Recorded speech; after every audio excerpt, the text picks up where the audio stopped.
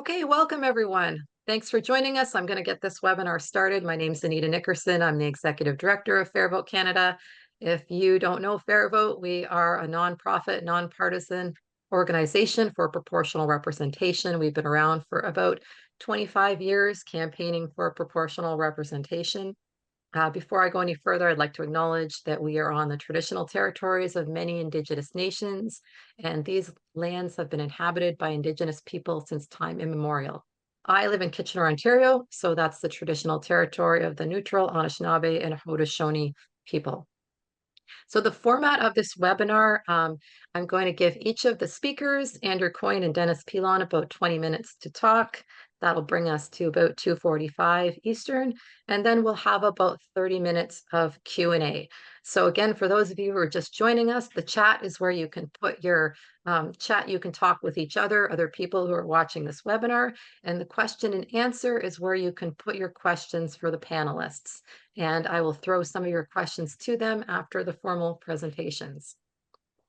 Okay, so I'm going to get started now with Andrew Coyne. And I'm going to read you a very short biography here. So as you all know, Andrew has a new book out. I think it's actually the first book. I shouldn't say new. Look at that. He's conveniently brought the book for all of us to see.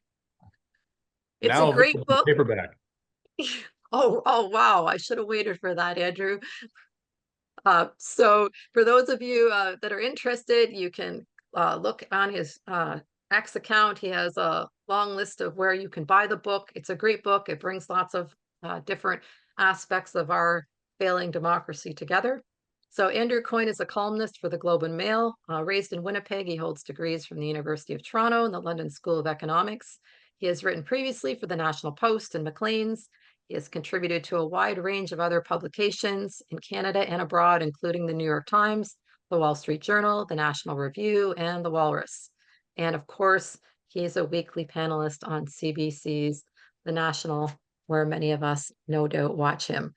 And he has been an advocate of PR for probably 20 years or so. And it's not everybody that is new to FairVote Canada realizes that. People are like, wow, Andrew Coyne supports this. Wow, I still hear that today. So we're really glad to have Andrew join us to talk about his new book, and I'm going to turn it over to him. Well, thank you very much. I somehow missed the part of the assignment where I was supposed to do a 20-minute opening presentation, but that's fine. I've just written a book, so I should be able to reel it off. I should say I've probably been a supporter of PR going back 30 or 40 years, even if I go and check my back pages. But it's really good to be with you. FairVote does such great work in broadening understanding of this particular issue of proportional representation. I think the level of public discourse is a lot higher now than it was 10, 20 years ago. And I think that's in large part due to FairVote's work and also to the work of people like my fellow guest, Dennis Pilon. What I tried to do in this book is to draw together a bunch of different strands, not only proportional representation or the electoral reform part of the puzzle, but also a bunch of other things that I think all hang together that add up, I think, to a pretty broad indictment of the system of government that we practice, not the system of government that we think we have, parliamentary democracy, of which I am a convinced fan and grow more so with each passing year or election, but the particular way in which it's practiced here, which has deviated a long way from what we, as I say, the system we think we have. Broadly speaking, as I say, I've tried to draw together a number of different strands, point one. Point two, as I've tried to address the kind of broad response you get from a lot of people when you talk about these things, and they'll sort of affect a kind of bored stance and say, oh, I've been hearing this for decades, as if that meant there was no problem, rather than the problem's been getting steadily worse. So tried to show that in each case, with each of the things I'll talk about in a second, that it's been getting worse over time in this country. And secondly, that it's worse here than it is in other countries. So the other easy objection, which is, oh, every country's got its problems. There's no perfect system. Why should we be upset about our own failings? I think when you compare some of the data on this, and there's quite extensive data on a number of these fronts, it's astounding how consistently Canada comes out among the worst, if not the worst, in the democratic world. So we've got a lot of problems to deal with. I guess the best way of approaching it is both in terms of the PR, the electoral system problems, and in terms of the problems with our parliament, is to go through some of the things that I think if you asked people how they would define a democracy, how they would define a parliamentary democracy, a number of things would pop up. So let's talk about our elections first, before we get into a broad discussion of PR, et cetera. But I think if you asked most people, how would you define a democracy? One of the things that would come up would be, well, it's a system of majority rule.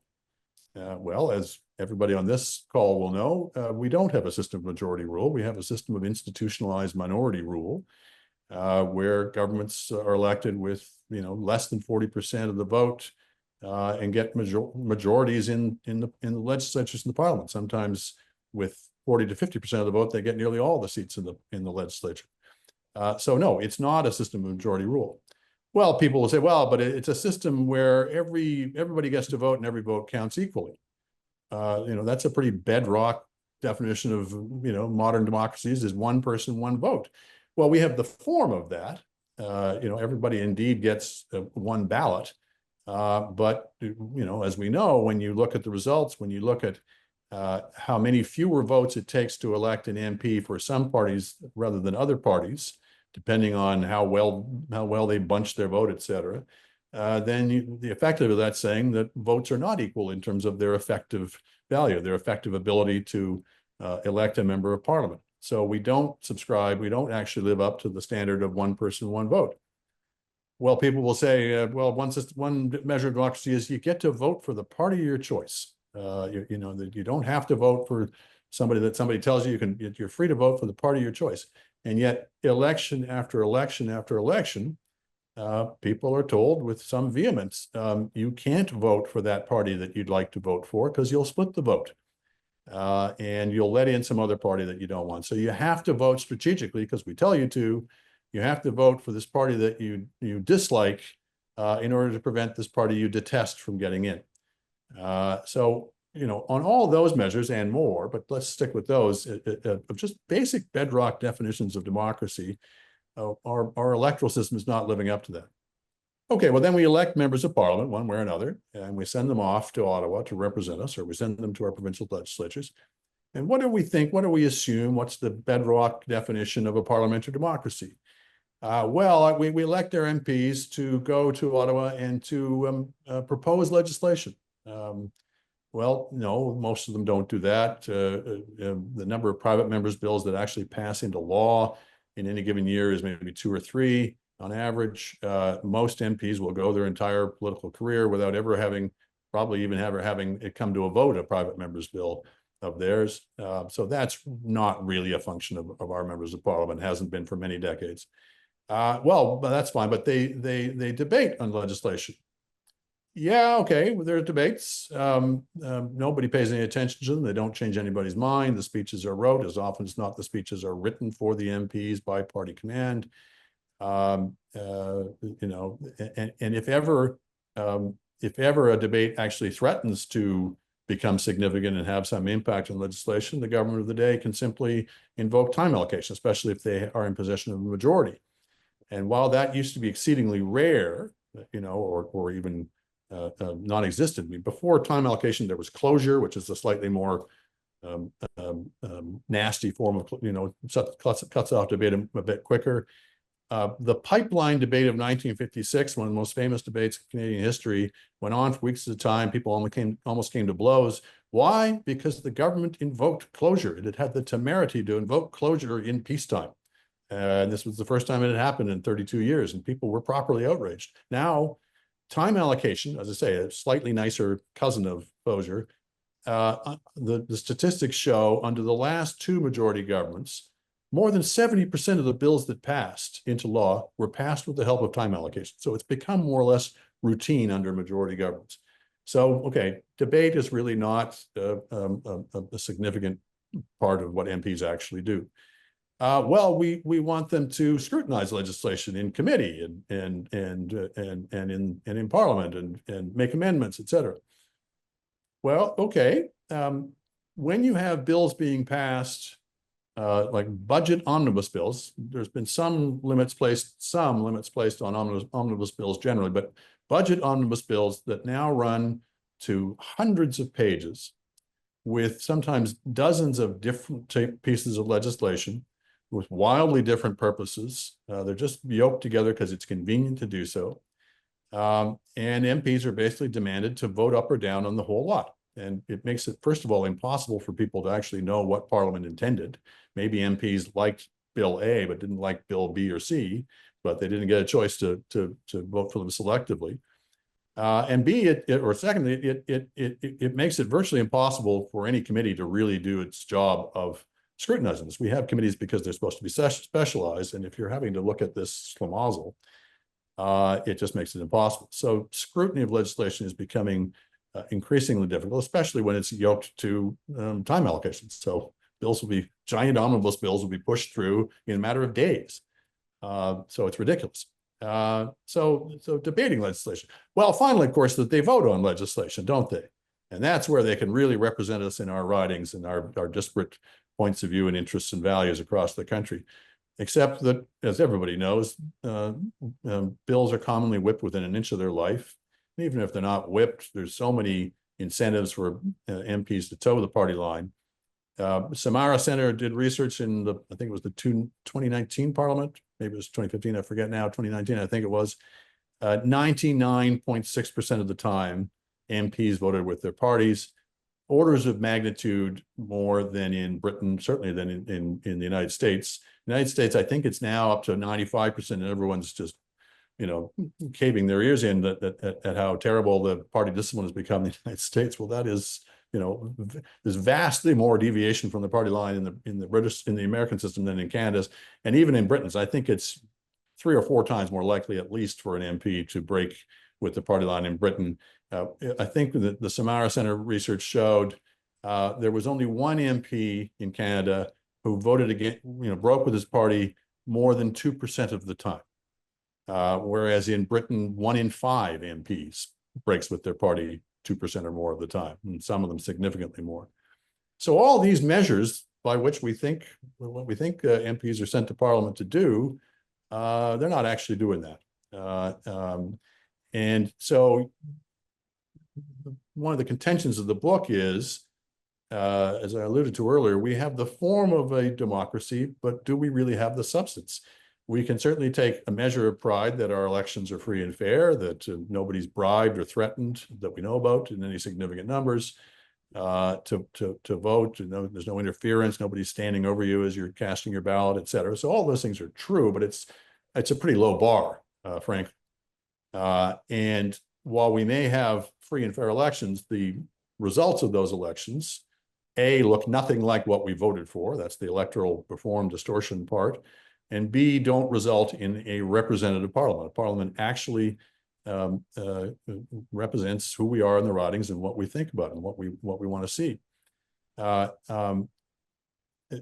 a strong statement to say that we're basically a democracy in name only. But I think if you read through the book, by the time you finished it, it's hard to say otherwise. This form versus substance thing comes up again and again and again. And one of the sort of thought experiments I try to do with people is to say, supposing, it were proposed, and there actually isn't an example of this I'll come to, but supposing it were proposed that, we're not going to need a majority in Parliament to vote to pass legislation. We're going to say it's going to be sufficient to have 39% of the MPs. Well, people will be up in arms, and rightly so, because we actually do have the idea of majority rule pretty hardwired into us. Because the implication of majority rule, the reason why we have majority rule is rooted in that idea of one vote being worth as much as every other vote. So as long as every vote is equal, then majority rule is a corollary of that.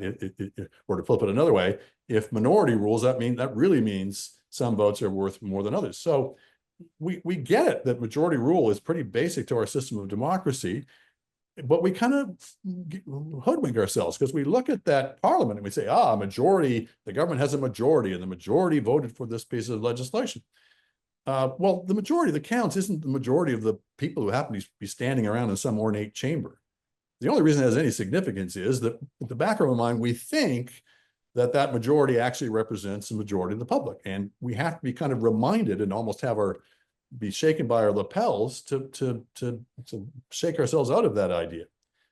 So again, differentiating between the form and the substance.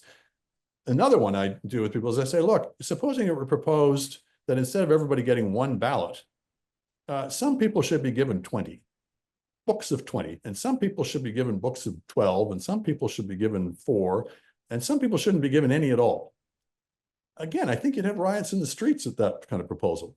And yet that is functionally the way that our electoral system works. I'll go back to that thing about the majority in the legislature. The Ford government proposed something similar for city councils. And even by the standards of the Ford government, people thought this was pretty loopy, and they had to withdraw it. But the heartening part of that is it shows that it is pretty hardwired into us. So those are the broad things I was trying to do. I was trying to show that, and I did it through a series of relationships, if you will, or institutions. So the first chapter looks at the government versus parliament. Supposedly our government is, a system of government. Government is supposed to be responsible to parliament. And I try to show that it really isn't in any meaningful way. So that relationship is, effectively the parliament is more likely to be accountable to the government. And then I look at it as are members of a caucus, is the leader of a party accountable to the members of caucus? Well, no, it really isn't, for various reasons, one of which being, that members of caucus no longer elect the leader. In fact, the leader chooses the members of caucus quite literally, in that most of them typically will be nominated by appointment, more or less. And if they want to run again, they have to have the leader's approval for their nomination. So that whole basic accountability of the leader to the caucus no longer exists. Once the leader's elected by the quote unquote membership, which is not the membership, it's the membership plus the hundreds of thousands who are signed up in the course of the race, he or she is basically accountable to nobody. Thirdly, I look at the prime minister and the cabinet. And of course, there's this hoary old myth that the prime minister is merely first among equals. That hasn't been true for eons, but he's now first without even really anybody accompanying. The cabinet has become the largest in the democratic world, and the value and instrumentality of each individual cabinet minister has declined accordingly. Prime ministers have such powers of appointment, basically, of the Senate, the Supreme Court, every senior member of the bureaucracy, et cetera, et cetera, et cetera, with very few checks and balances on it, as you might find not only in the United States, but in virtually every other democracy. So the powers of the prime minister to appoint, the weakness of the cabinet, adds up to what is, by common consent, the most powerful head of government of any democracy in the world, basically. And what you find as a final point is when you go through a series of these measures, we have one of, if not the strictest system of party discipline in the world. We have the largest and weakest cabinet in the world, the most powerful prime minister probably in the world. We have among the most unequal franchises, both measured by the incredible deviations in the sizes of our ridings that are like nothing else in any comparable democracy, which again makes votes wildly unequal in their effective value. But also when you look at the differentiation in the effective weight of a vote through the Gallagher index vis-a-vis the electoral system, we have not the most, but one of the most unequal of any system. So I think I'll probably stop there. I've tried to make that point that virtually all of our institutional arrangements are not functioning the way they should be. It's gotten worse over time, and it's worse than in other countries. Thank you, Andrew. Thanks for that great, 20-minute summary of your book. I recommend everybody read it. He goes into a lot more detail about how deeply entrenched and difficult some of these problems are. So now I'm going to give the next 20 minutes to Dennis Pilon to talk a bit more about how we could possibly move on from this. So Dennis Pilon is the chair of York University's Political Science Department, Canada's top expert on electoral reform. He's the author of numerous articles, book chapters, in 2 books, including The Politics of Voting, Reforming Canada's Electoral System, and Wrestling with Democracy, Voting Systems as Politics in 20th Century West. His most recent article is Are Canadian Voting System Reform Trade-offs Really Trade-offs? And I would encourage everyone to read that one because he's, again, challenging a lot of the myths around electoral reform. So I'm going to turn it over to Dennis. Thanks for joining us. Thanks, Anita. And, spoiler for those of you at home, they're not trade-offs. So, just to cut to the chase. Look, here's what first, let me thank everybody for coming out today. Wow, what a fantastic turnout. Obviously, you're here for Andrew, not for me, but that's okay. I'm going to try to support and add to, I think, what Andrew has already said. So here's what I plan to do with my time. Just looking at the clock here. I want to comment and develop a few of the points that Andrew raised. And then I want to address what the campaign for PR has accomplished since we got going, where it is now, and where I think it might be going. So let me start with Andrew's book. I have a copy. I have read it from cover to cover. And if you were to get a pull quote from me for this book, it would be something like this. Quote, "This is the best analysis of Canadian democracy I have read in a long while." Unquote. I mean, this guy can write. Now, this is very typical, right? Journalists often complain about political scientists. Oh my God, this is just impenetrable. Do these guys even want an audience? But then, of course, academics return the favor by suggesting that maybe journalists aren't quite as careful with their research.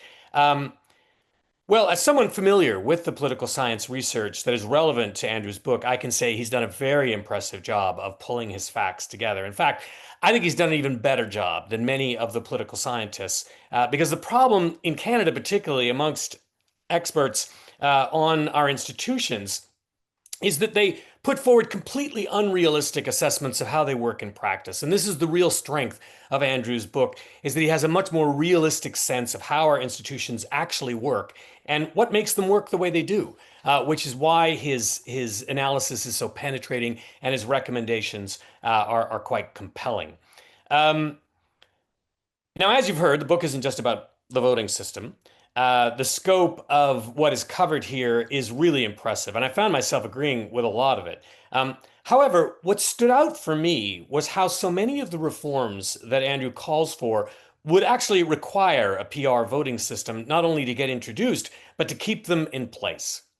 You want to change party discipline, democratize parties, bring the executive back under the control of Parliament, introduce mandatory voting and effective campaign finance laws. I mean, I think all of these are really great ideas. But to get them would require an end to the phony majority governments and the perverse incentives they create for parties to do the wrong thing most of the time, given our voting system. That is the key factor. And just, in grazing over the various questions and comments that you put forward, it struck me that really is the nub of everything, right? Is that when parties have power they haven't really earned and they don't really have to work to keep, why are we surprised that they don't act responsibly? Why are we surprised that we don't get what we voted for? And so creating that accountability means really holding their feet to the fire. And the key factor is making them earn that majority, vote by vote, from amongst Canadians themselves. So as I say, only the achievement of a PR voting system would create the playing field where such things can be accomplished and, most importantly, maintained. Because what we've seen in this country is that, oh yeah, we get we get busy, we force the politicians to do something, but of course that's no guarantee that they won't take it out the minute it isn't convenient. And Andrew makes this point with mandatory or fixed election dates, right? Fixed election dates. Oh, this is so great. What a democratizing initiative. What bunk. They've just been ignored the minute they were inconvenient for politicians. So getting to that PR system, where are we at with that, by the way? That's the question I think we always have to ask ourselves as an organization. It's been 25 years since the founding of our citizen movement for PR. And since then, I think we've accomplished much. We have forced all parties to take positions on the issue that we are campaigning on, and that is a considerable accomplishment. Not all groups can claim that. We have helped to create multiple opportunities to consider reform nationally and across 5 provinces and 1 territory. In 2000, PR was public relations. But now, for many in this country, it means proportional representation. We did that. That was us. That was our work. Now, to the extent that people recognize that acronym as proportional representation, that's all the work that we've heard about. People going door to door, putting, signs on people's doors during elections, going to various events. All that work has been about raising the consciousness of the issue, which is an absolute base level of need for any significant change in a society. What we haven't done is succeeded in bringing PR to any specific jurisdiction in Canada. Not that we didn't come close. And I mean, arguably, we got majorities for change in British Columbia in 2005 and in PEI in 2016, and came very close again in PEI in 2019. Frankly, we could use a break. We could use a bit of luck. As an historian, who's looked at just about every national voting system reform across Western countries, I can tell you that the change involved a great deal of luck. My research shows that historic reforms are highly contextual. They are affected by unpredictable historical events and openings to the political system. Change often came with high levels of political and economic instability. Now, contrary to how politicians and political scientists sometimes talk about voting system reform, voting systems are not the product of carefully planned and principled discussion. They're often elite responses to threats that operate with an eye not to enhancing and furthering democracy, but to sidelining those threats and protecting the power of those who can make the changes. Still, sometimes something good comes even from self-interest. So even though if we go back a century to the introduction of modern PR systems across Western countries, even though they were intended as a brake on democracy, they've actually proven to be a boon in those countries. Those countries are certainly more significantly and substantively democratic than countries without those proportional systems. So how might we get to change? Well, obviously, first and foremost, citizen organization on the issue is absolutely essential. As Andrew points out in his book, Western PR-using countries don't have any citizens' organizations that are calling for the adoption of first past the post. And here's another little tidbit. Did you notice countries that are newly democratizing, how many of them have chosen first past the post? Zero. If we look at the post-military dictatorship countries in Latin America or in Southern Europe, Spain and Portugal, no, they adopted PR systems. If we look at the Eastern European post-communist countries, no, they all adopted PR systems. So it's really clear that when people have a chance to make a choice themselves under not conditions of coercion or political manipulation, they tend to choose PR. Now, citizen leadership is a really important part of this because it equals a certain level of legitimacy. It grants legitimacy to the cause. But change ultimately requires those who benefit from first past the post to agree to change it. And so you can see our key problem here. But change has occurred, both abroad and in this country. I mean, every country that now uses PR across the West once used a winner-take-all system before. So that clearly suggests that change is possible.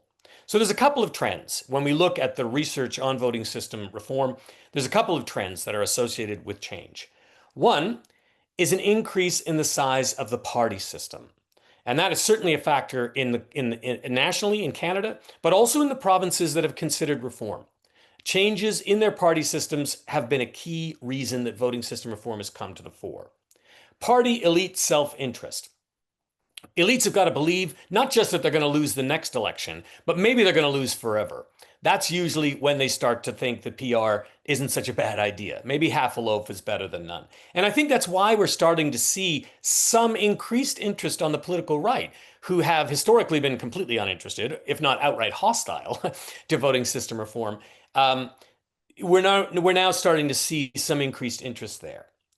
And then, of course, as I've already suggested, consistent work from reformers over time. And I just want to remind you, even though it seems like we've been battling at this, well, 2 decades, more than 2 decades, I just want to remind you that the significant breakthroughs in New Zealand, where they adopted a PR system in the 1990s, or subnationally in the United Kingdom, where they also adopted PR systems for Scotland, Wales, and Northern Ireland, all those efforts took decades of work before they ultimately were able to take advantage of an opening. And believe me, those openings were seen to be quite unpredictable at the time. So, right. So we've gotten where we are due to our dogged efforts over 2 decades, and we've been helped by the instability of party systems at both the federal and provincial levels. Consistent increases in the size of the federal party system, along with declining control of most of the votes by the traditional party, parties was definitely helping. And here, what I'm saying is that once upon a time, the conservative and liberal parties used to own almost all the votes, right? They used to get before 1921, they used to get almost 100% of the votes. And then after 1921, they would still usually get 85% plus percentage of the votes. But what we saw coming out of the 1990s was that the traditional ruling parties were losing their grip on the electorate. And we started to see the rise of a more multi-party system. And so in that sense, we're following these international trends. Now, obviously, this most recent election suggests a reversal. And so the question then is this election the start of a new trend, maybe towards a national two-party system, or is it just a blip? Personally, I think it's a blip. It's influenced by the extraordinary events that we have recently faced. But obviously, there are going to be a lot of people who are going to say that these extraordinary events are a crisis like no other, and we've got no choice but to continue to vote strategically, embrace a two-party system. That's the only way we'll get out of having to strategically vote. And I don't find that acceptable. It's kind of like cutting off your hand to avoid a hangnail.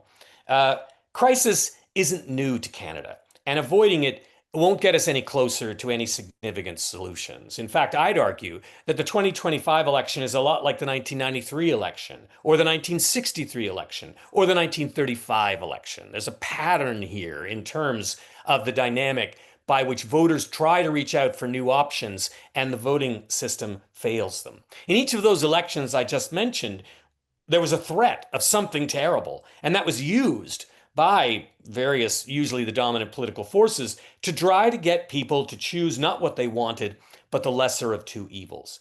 And what I think is interesting in each case is that people ignored that advice. And though the voting system managed to mangle the message that voters are trying to send in each case. Now, of course, maybe 2025 is the exception to the rule, because it does seem to me that an awful lot of people decided to vote strategically because of the situation, not because I find it hard to believe that the 15 to 20% of Canadians who would regularly vote for the Democrats suddenly said, "What am I doing? I should be voting for the Liberal Party." I mean, I just don't believe it. I really do think the context matters, and I don't think the differences between those two parties are going to be diminished by folding them into one party. There's a reason we have these different parties. They do reflect real differences of opinion amongst Canadians. And I don't think we further our democracy by denying people the opportunity to make more choices. After all, choice is supposed to be the defining aspect of Western societies, that we're not forced to take something. We're able to play a role in creating and choosing the future that we want.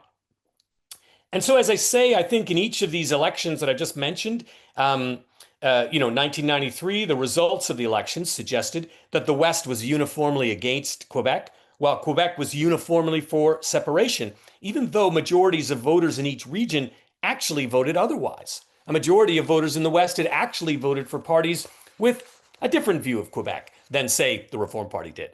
And a majority of voters in Quebec had actually voted for parties that were committed to remaining within Canada. Now, regardless of what you think about those things, whether you're for reform or you're for separation, the point is that shouldn't our institutions reflect the substance of what we are agreeing and disagreeing about? In 1963, it was another interesting election where a lot of strategic pressure was being brought to bear on voters who wanted to get rid of the Diefenbaker Conservative government. And people were told, you need to vote Liberal if you really want to get rid of this government. But what's interesting is people ignored that strategic advice. And instead, we ended up with a minority government that was responsible for introducing some of the key legacy social programs that Canadians now are very proud of, like Medicare. And in 1935, the country was in the grip of an historic economic depression. And interestingly, in that election, a majority of Canadians voted for 4 of the 5 parties that were running that had claimed that they wanted to take aggressive, strong government action to deal with that depression, to end it. But instead, voters ended up with a Liberal majority government elected with a minority of the votes that had made no promises to take any action at all. And of course, they'd follow through on that. So really some interesting examples from history that show that one, Canadians don't want to vote strategically. And two, our voting system is regularly frustrating what Canadians want to say with their vote. My point here is we've been here before, and Canadians have regularly rejected two-party politics. And our voting system has consistently failed in its most prime objective, which is to represent the differences that exist amongst us. So I think as Fair Vote Canada, we'll continue our work and we'll await our opportunity. We'll continue to contribute to making those opportunities. And of course, as I've suggested, we hope for a bit of luck in making that breakthrough. And to end, let me acknowledge where there has been some recent progress, specifically amongst Conservatives and the media, both of whom have typically been no friends of voting system reform. But recently, we've seen shifts in the positions of both in terms of responding to this issue. And of course, Andrew Coyne, long a leader in both of these areas and a kind of lone voice amongst the more conservative commentators and the media. And so hopefully the crisis of Canadian democracy will bring even more on side. Thank you. Thank you so much, Dennis. And it's really reassuring to hear. I think that both of our panelists are in agreement that although we saw overwhelming votes for the two main parties strategically in this election, that neither of you thinks that we're necessarily going to be locked into that model, and that we will see yet more minority parliaments and a thriving multi-party system. So if I can underscore anything that Dennis said today, it's that research shows that multi-party system comes first and then PR, not the other way around. So supporting a thriving, healthy multi-party system in Canada is really important groundwork for proportional representation. Okay, so now I'm going to go on to the question and answers, and we got a ton of questions. Of course, I can't talk to them all, so I'm going to pick out 5 or 6 questions that we can address. So one of the ones I wanted to start with was about Western alienation, Western separation. This is a big issue in the media and for Canada right now, and somebody wants to know if electoral reform can help extinguish or dampen the flames of the separatist movement in Alberta. Whichever one he wants to jump in, go ahead. Well, certainly first past the post has helped to inflame it, as it has in Quebec as well. I mean, the sovereigntists in Quebec have never, ever, ever got a majority in countless elections, referendums, et cetera, but they are constantly allowed to pose as if they speak for Quebec on the basis of getting a minority of the vote. But particularly when you look at the federal level, we don't really have national parties in this country, at least as they're expressed in the Houses of Parliament. The Liberals last won a majority of the seats in Western Canada in 1949. The Conservatives have won Quebec 3 times since 1887. But that weakness is exacerbated and exaggerated and turned into a caricature by the electoral system. The Liberals have consistently done very poorly in the West, but not nearly as poorly as the votes would suggest. So in this recent election, which supposedly the Liberals were shut out again from Alberta, and didn't this show that Canada turned its back on Alberta, et cetera? Liberals got nearly 30% of the vote, the best they've done in Alberta since 1968, but they still got only 2 seats. Now, I would certainly say, to be a little bit critical, that I think it's a fair statement to say the Liberals have not been overly attuned to the interests and values of Albertans over the years. That they've when 30% is your best showing, you've got a problem to begin with. But if you were a cynic and a liberal, and those are oftentimes coterminous, you would say, well, why should we? Why should we pay that much attention to Alberta? We can't win any seats there. We only ever win 2 seats. Or if they were really cynical, they would say, why should we pay attention? Because we don't need to, because we've already won a majority in Ontario and Quebec, and basically through the same distorted lens of first past the post, only in reverse. So we get 40% of the vote in Ontario, but we get 100 seats. Well, wouldn't it be a better system if every party could win seats in every part of the country, and if every party had to win seats in every part of the country to have any chance of a majority. You know, I say in the book, you know, we in the media, we start every election by solemnly going through and telling people what are the battleground ridings in this election. And it never seems to occur to anybody to say, wait a minute, isn't every riding supposed to be a battleground? Isn't that what an election's for? So yeah, the first past the post rewards parties for clumping their vote geographically, creates these regional ghettos where you would think that there were no liberals west of Ontario. You would think there were no conservatives in Quebec. You would think there were no conservatives in our major cities. You would think there were no liberals in rural Canada, all of which has a germ of truth. There's certainly discrepancies in their support, but it's exaggerated and self-perpetuated because of the way that we apportion the seats.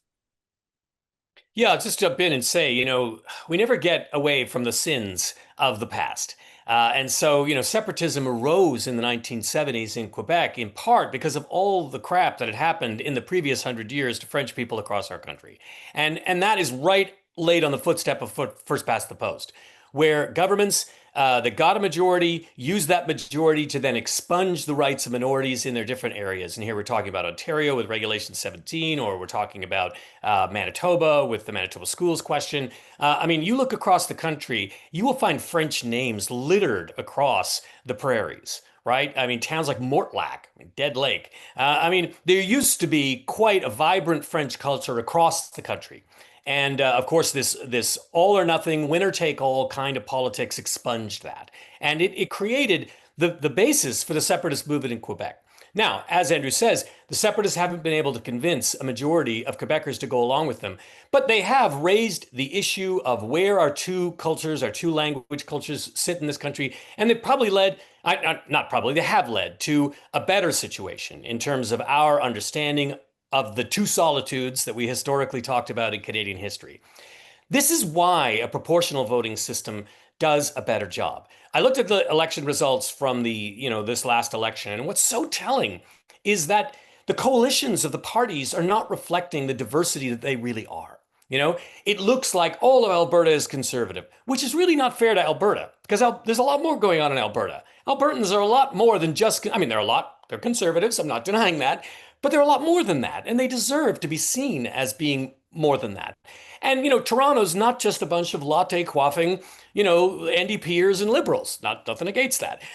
There's also a lot of conservatives in downtown Toronto. Now, imagine what kind of political coalition the conservatives would be if those downtown Toronto conservatives could be more a part of the decision-making process in the party. But if they don't have representation, then they're not going to be. And I think that's a real problem.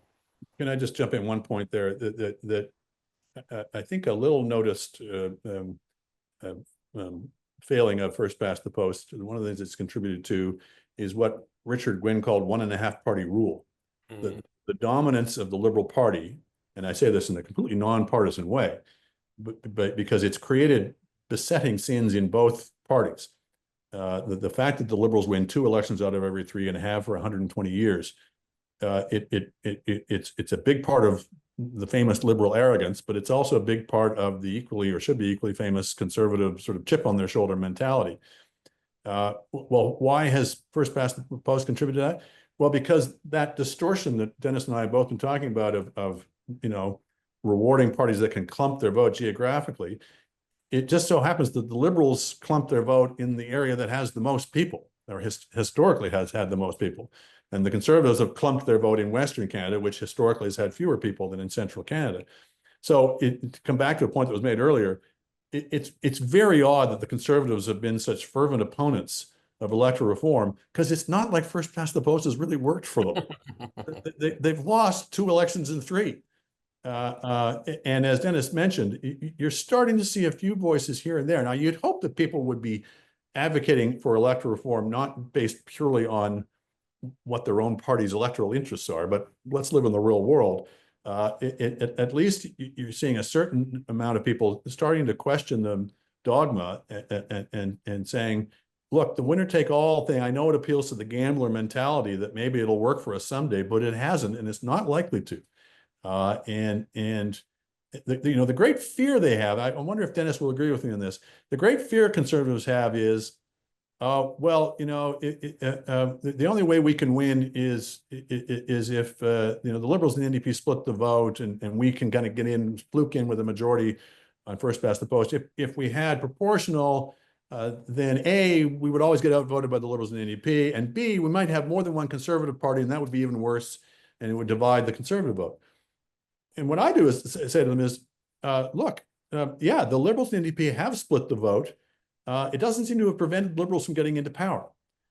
And my contention is having those two parties on the left or center left doesn't just divide an existing pool of votes, it expands the pool of votes. It expands it because in any given debate, there's always two votes on one side and one on the other. So the Conservatives always look like the outliers.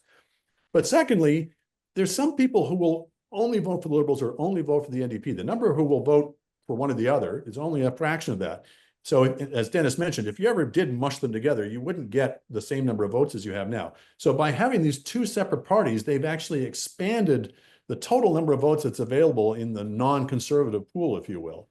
And if you had another sensible conservative party, I think it's entirely possible that that would expand the potential vote that's available to the right of center. I don't think it's this obvious losing proposition for capital C conservatives that I think a lot of conservatives think it is. Did you want to comment on that, Dennis? Since he said, I know there's a lot of questions, and so I want you to get it, give it. I mean, I could go, Andrew and I could go back and forth all day, sort of developing these points, but I think you've got so many questions. If there's stuff there you want to dump on us, then let's get through as many as we can.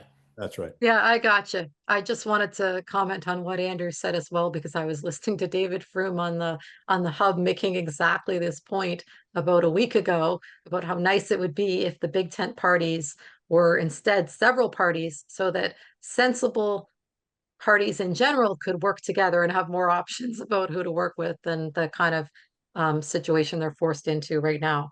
So kind of actually dovetailing into that, I have got a question about electoral systems and extremism. I just saw it wasn't actually, I don't think, in the Q&A. I saw it go by in the chat, and I want to ask you to address that. What you think the relationship is between power of extremists and voting systems, whether that's first past the post or proportional representation. Dennis, you want to go first? Yeah, I mean, look, there's been a lot of research done on this by political scientists, and what they've discovered is that, yes, because PR systems are more democratic, they're more representative, they're more open, people can vote for quote unquote extremist parties if they wish. What they've discovered is that, yeah, people will decide, over the post-war period, sometimes they'll vote for an extremist party. But the real question is, how much power does that party have in the legislature and over government? And what they discovered was not much.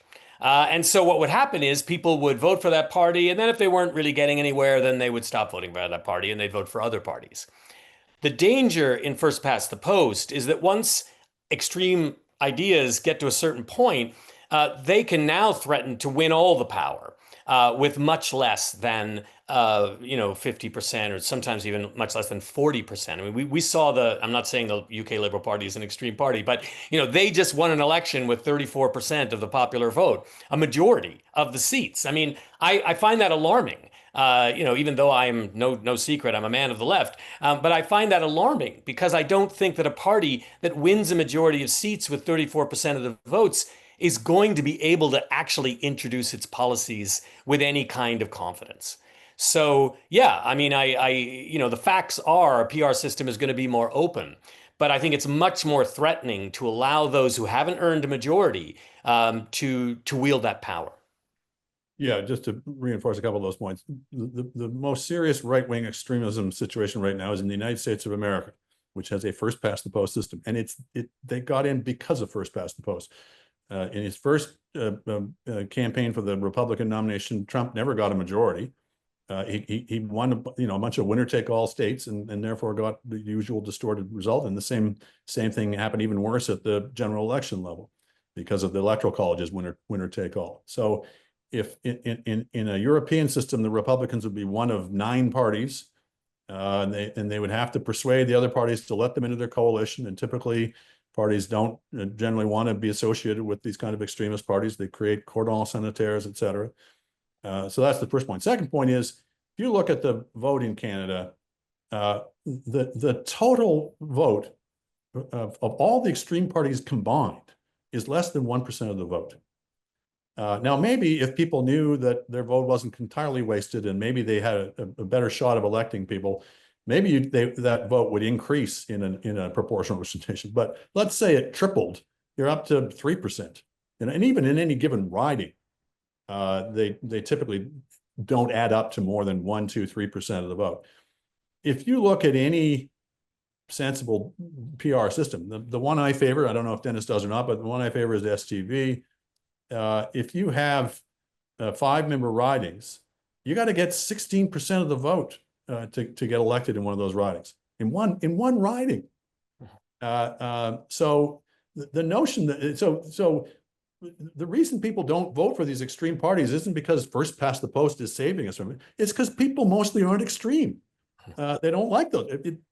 Countries that are under a lot of stress and are looking for scapegoats, and then you see countries sometimes straying and voting for more extreme candidates and parties. But to come back to Dennis's original point, PR systems are much better adept at containing and dispersing that tendency than first past the post, where they can get into power with a monopoly on power and do all kinds of terrible things. Okay, I'm going to throw this question out from somebody. I don't usually ask a question like this, so feel free to take it where you want to go with it. People are asking about the effect of the electoral system and electoral reform on the economy. And they're asking especially because of Andrew's background. And I know Hugh Siegel at different points has wrote some things for us on this. Do you see a connection between economic policy and economic outcomes in electoral systems? I'll go first this time. First of all, let's put it in the negative. There's no evidence that PR leads to economic disaster. When you look at the league tables of countries on various governance measures, whether you're talking about standard of living or social development or credit ratings, or what have you, the same countries typically show up at the top of all these tables, same group of countries. And 90% of them are proportional representation countries, maybe more than that. So the Sweden, the Finland, the Denmarks, the Netherlands, these countries show up again and again and again. And a Canada or the United States shows up, every once in a while in the top 10. So there's no evidence, and if anything, the evidence is just looking at empirical data, is that PR countries do quite well, if not better than comparable systems. And there's an argument certainly that if every vote is counted equally, rather than some votes in some ridings, swing votes in swing ridings, attracting disproportionate attention. One of the things that bedevils economic policy is precisely that, is that, there's a thing called the public choice dilemma. One of the reasons why it's very hard, and some people listening to this may or may not be impressed by this, but if you're like me, for example, and you think free trade is a good idea, one of the things that's made it really hard to get free trade historically is the costs of protectionism are dispersed amongst the population at large, and the benefits are concentrated in particular interests. And so any politician who's responding to these is going to listen, well, the people who know they're going to lose from free trade are very vocal and are really going to make their case to me, and I better listen to them more than the broad mass of the public, who might, if they knew how much protectionism was costing them, might be more disposed to free trade.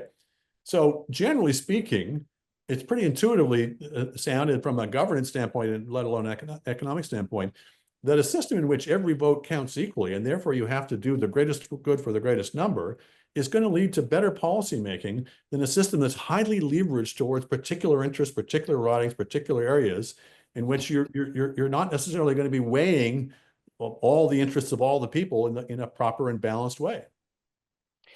Yeah, all I'd say is that capitalism has shown itself to be a pretty unstable system at times. Lots of boom and bust and rise and fall, and nobody has squared the circle on exactly how to manage it in a way that doesn't create winners and losers all over the place at different points. Sometimes more winners, sometimes more losers.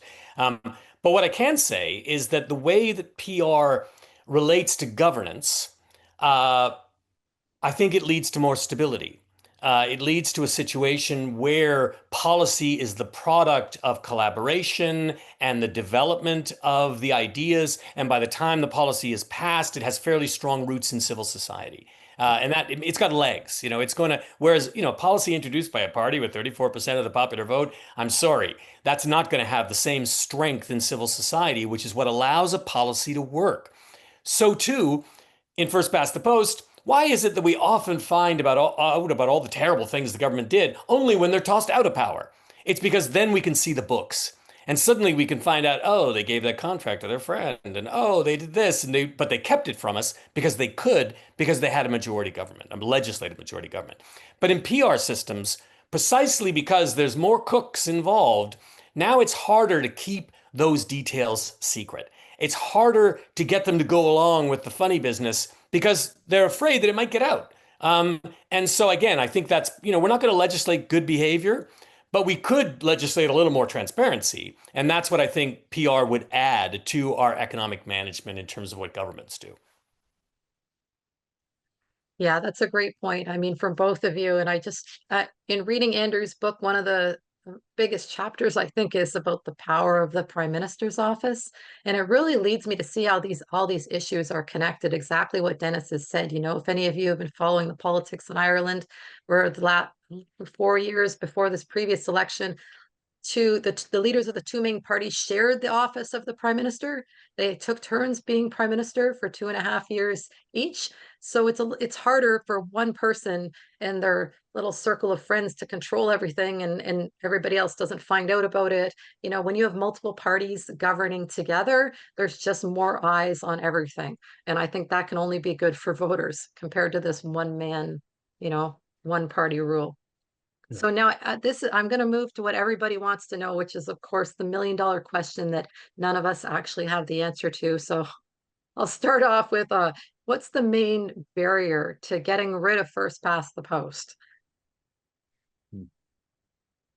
Well, I think this is true of a lot of the reforms I talk about in the book. Is the people who got elected under the current system are, ill disposed to changing the system that got them elected, even those parties, and we've seen examples of this, that were talking about proportional representation before they were elected.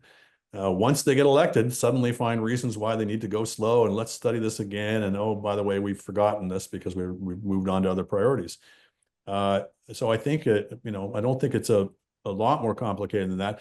More broadly, and again, this is part of what I've been trying to address in the book is, whenever you get people who will grind their teeth in frustration 364 days of the year about how our system doesn't work in all kinds of detailed ways, as soon as you propose changing it, suddenly become very protective of it, because it becomes a debate about, do you want to live in Canada? And we've seen this in previous debates about proportional representation. The people suddenly, first of all, presented as if no country has ever done this before. We're taking this giant leap into the unknown. That's one school of analysis. The other is, oh, well, we know what this leads to. It's Israel or Italy, and leaving aside all these other perfectly well managed, extremely well managed countries. But it's just very easy to paint it as this ghastly foreign thing that's alien to our traditions, even though we've had proportional representation in various places in Canada in the past. But the problem I think that we really face these days is there's no system other than first past the post at any level of government in Canada.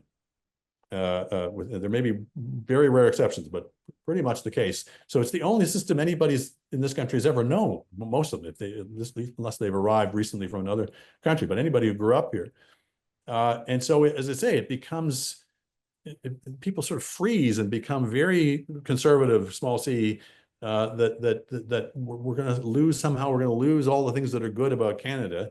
And I guess my contention is, if we can get some system other than first past the post at some level of government in Canada, that people can then have, we have a demonstration on our soil of a system that's not first past the post, that's working perfectly well. And I think that will change the debate right there. It will we'll have an example we can look at in Canada, and it would be much better and easier to get a hearing for proposals. And I know this is a hot topic in PR circles about is ranked ballots enough? And obviously they are not, from the standpoint of there's nothing proportional about ranked ballots. But, and this is obviously a debate that reasonable people can differ on, but if ranked ballots at least breaks the sort of ice of we can talk about different systems, and then you add to ranked ballots multi-member ridings, you've got proportional representation. So I'm not wedded to that thesis, but I still think it's something to think about is, maybe we need to do this in two jumps rather than in one.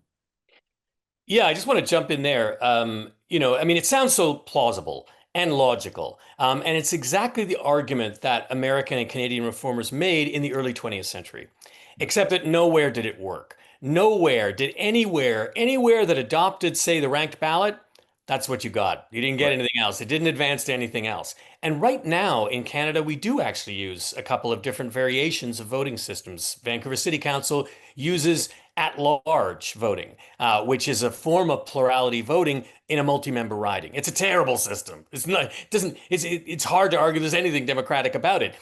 It's kept in place because it serves the political interests who benefit from it.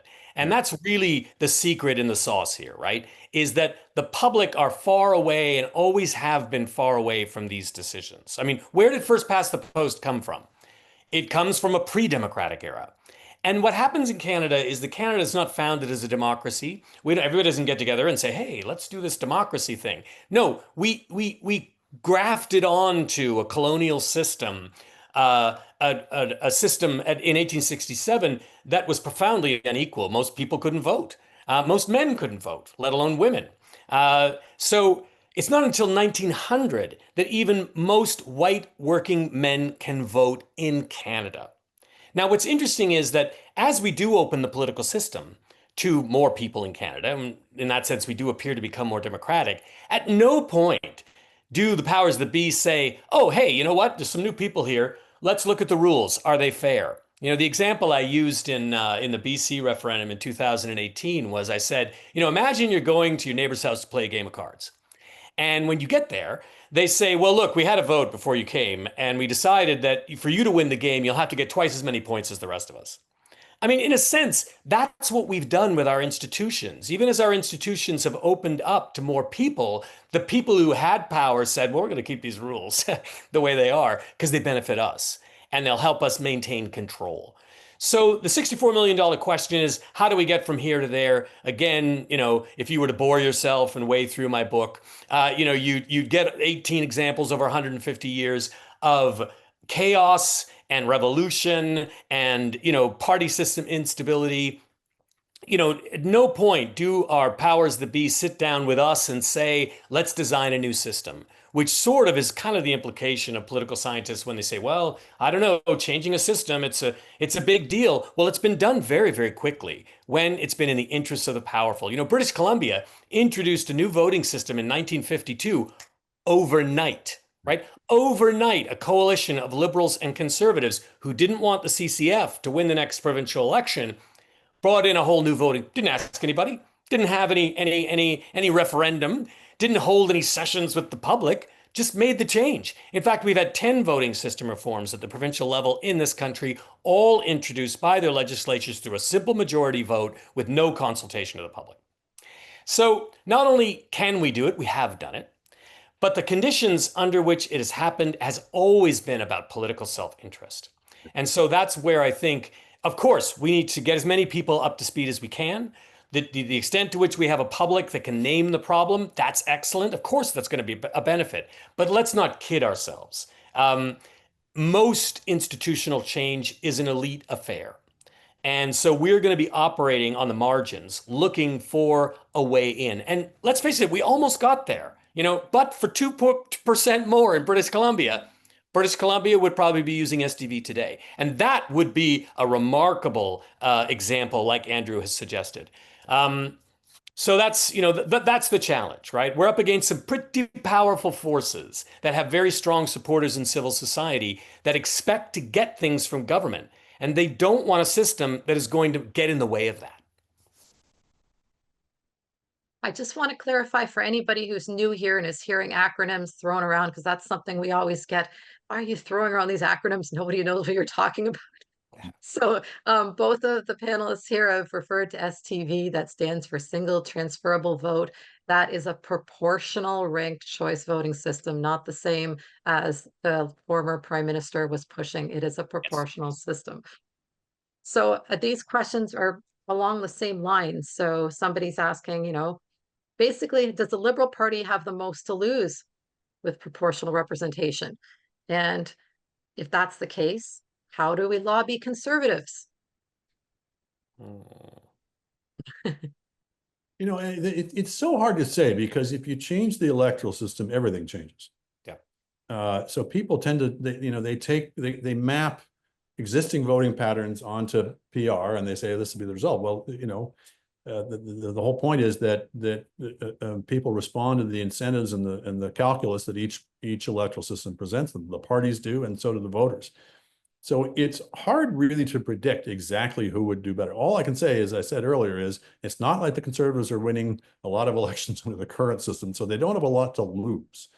Maybe you could say the Liberals have more to lose, since they've been doing quite well until now.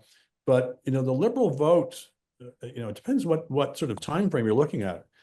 The Liberal vote has been declining on a secular trend over decades. They had their worst result ever in 2011, and at the time there was a lot of discussion about, boy, the Liberals face an existential crisis.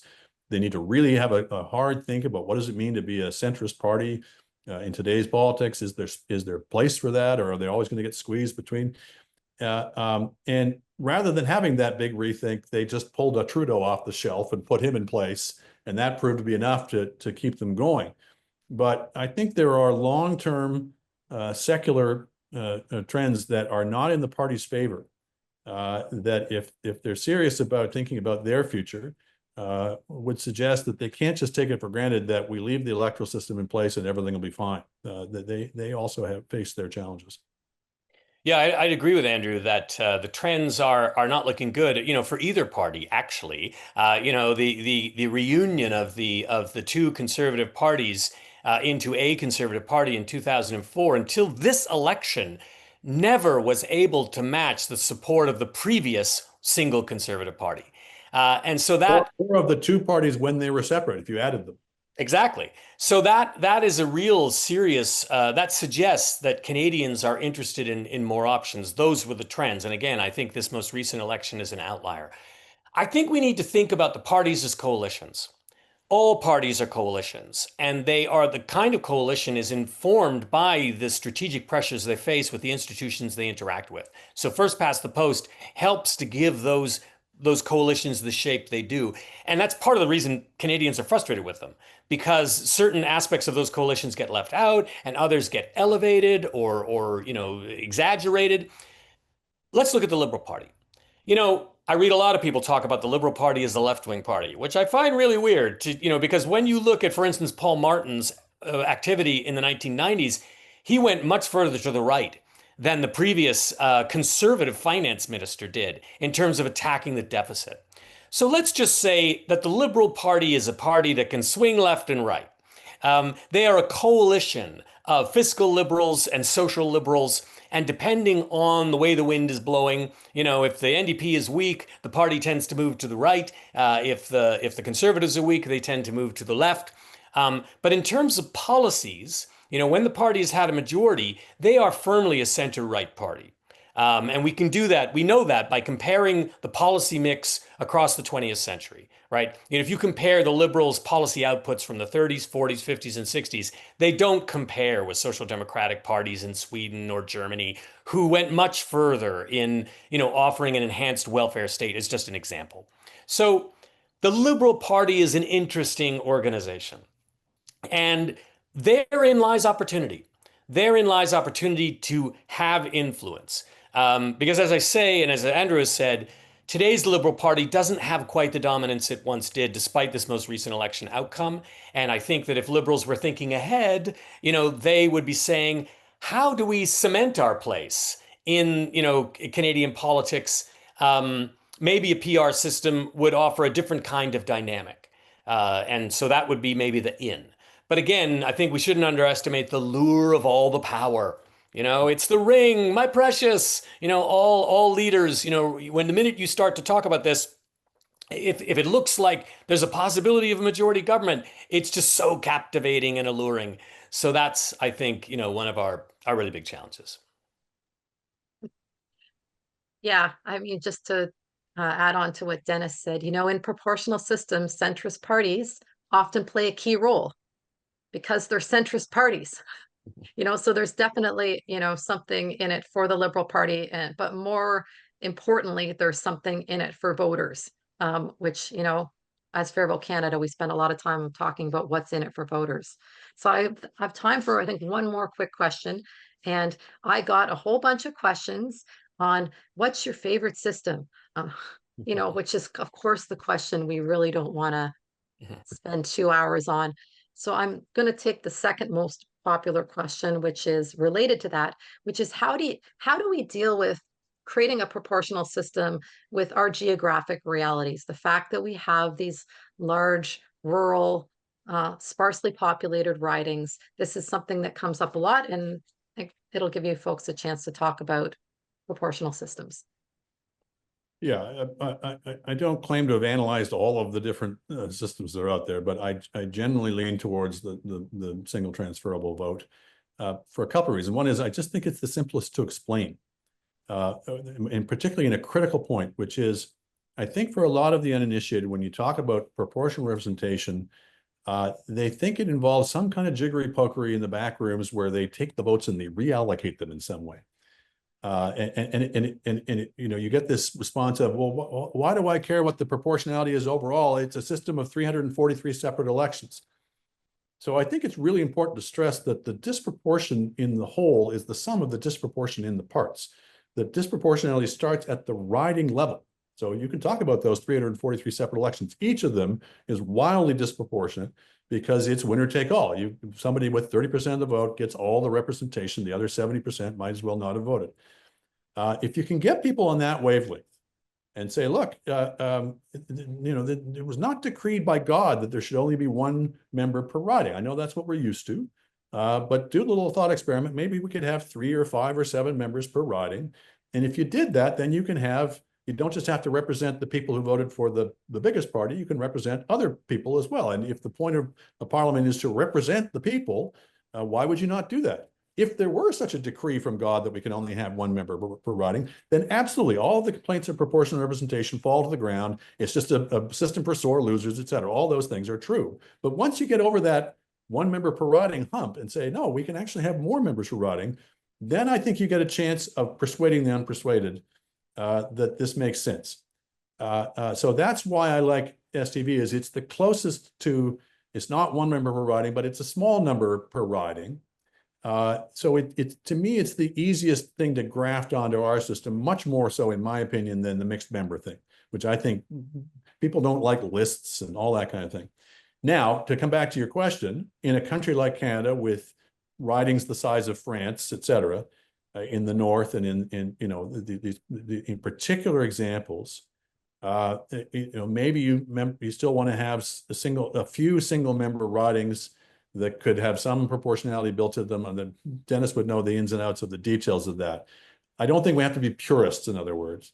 If a riding is just so physically enormous that it would be impossible to make multi-member ridings work there, that you'd be just creating these even vaster than they currently are, then I see nothing wrong with